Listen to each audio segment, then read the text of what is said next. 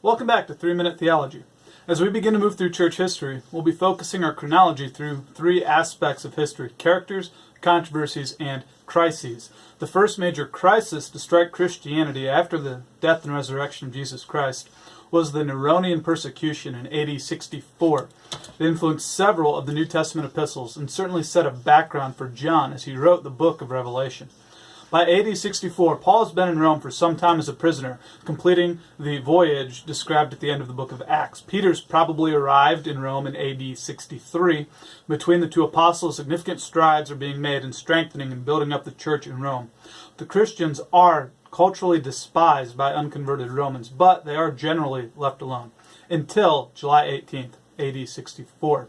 That night, a fire breaks out in Rome. It burns uncontrollably for over a week, and it devastates the city.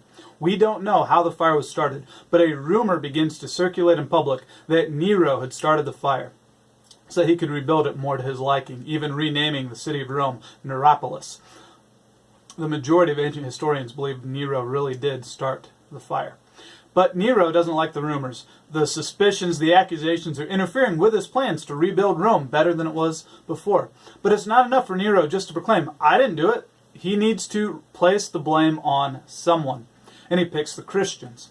They're a group distinct from both Jews and Romans. They're large enough to be noteworthy, but they're small enough to be targeted and controlled by the government.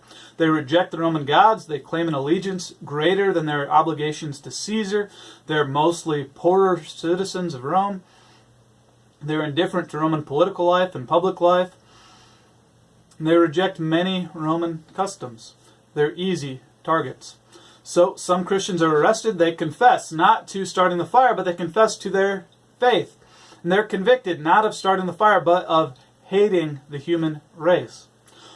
While an exact number isn't recorded, Tacitus records that a vast multitude of Christians were put to death. Some are crucified, some are thrown to wild dogs, and on one night a number of Christian men and women are covered with pitch, nailed to wooden posts, and used as torches while Nero displays his charioteering skills to the crowd. Persecution isn't empire-wide, but it does spring up in other cities throughout the Roman Empire as well. It's this persecution that leads Peter to write in his first epistle not to be surprised at the fiery trial when it comes upon Christians, to endure suffering, sharing it with Jesus Christ. It's also this persecution that leads to Peter's execution, possibly Paul's as well. Paul might have been executed later. Many Christians die. The church in Rome is devastated. It seems that all the power of the world is arrayed against the Christian church.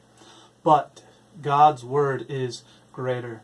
Nero dies in AD 60. The line of Julius Caesar ends with Nero. The church of Jesus Christ endures, and the church continues to increase from that day unto this.